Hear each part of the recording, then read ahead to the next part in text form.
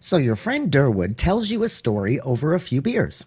He starts out by saying, I suffered no animosity towards Smitty for pilfering the residual chicken wings from my plate.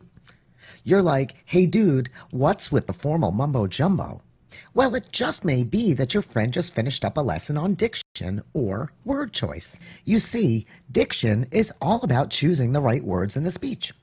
A writer's word choice should be accurate, appropriate, and understandable.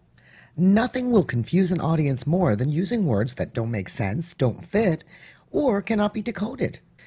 To use our saga of the stolen snacks from above, Durwood could have used different word choices to make the same point. Considering you are his audience and you are having this conversation in a casual setting, he could have said, I wasn't ticked off that Smitty snagged the leftover wings. You see, the word choice was better suited in this statement because of the informal setting. Keep this in mind as we learn about context. Context is part or all of a phrase that comes before or after a term that influences its meaning. Think of it this way. Words have two meanings. Well, not really, but they do have a denotation and a connotation. A denotation is the dictionary meaning or literal meaning, while connotation is the implied meaning. For example, a speaker performs before an audience of hippies might say, I know you are feeling my groove because I can see your heads nodding up and down like you are down with me. But what he really means is, I am confident that you understand what I'm saying by the positive body language. Stated either way, the bottom line is the speaker is assuring the audience that they agree literally. Speaking of connotations, it is important to mention that these can produce positive and negative implied meanings. Think of the horror of a restaurant diner when the waiter reads the evening's entree specials. Tonight, the chef features a chicken that has been plucked of its feathers, hacked up with a very sharp knife, and held to a fire to near incineration, then drowned in a sauce of twigs and alcohol. Not so yummy. However, when used in a positive way, connotations can be deliciously delightful to hear. How's this? For tonight's entree, the chef prepared a carefully carved chicken breast, grilled tender in a light drizzle of white wine rosemary reduction. The latter conjures up a much more positive image and sounds pretty tasty, too.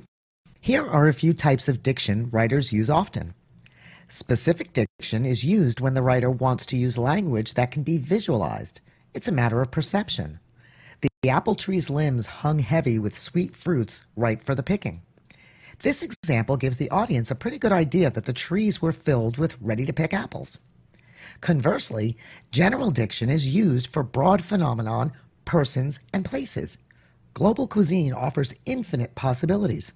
The writer will use this type of diction to give the audience a sense of how many things there are to eat on the planet. A writer may use concrete diction to state a tangible fact. Christmas Day always falls on December 25th. There is no mistaking this fact. It never changes. Finally, abstract diction is non-representational or intangible. The eternal light of day gives us hope for tomorrow. What the speaker may be implying is that there will be a tomorrow each and every day. Deep, huh? I made that one up myself. You can see that there are boundless potentials for using accurate, appropriate, and understandable word choices to pen a clever speech. Well, what I meant to say was, using proper diction in your writing will make your writing more interesting.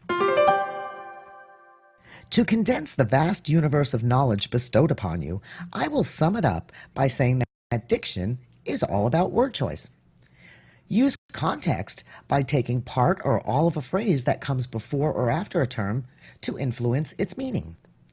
A denotation is the dictionary meaning or literal meaning, while the connotation is the implied meaning. There are a few types of diction that can be used. Specific diction is used when the writer wants to use language that can be visualized. It's a matter of perception. Conversely, general diction is used for broad phenomenon, persons, and places. A writer can use concrete diction to state a tangible fact. Finally, abstract diction is non-representational or intangible. In any event, diction sets the tone of the speech and provides the audience with a pleasant experience.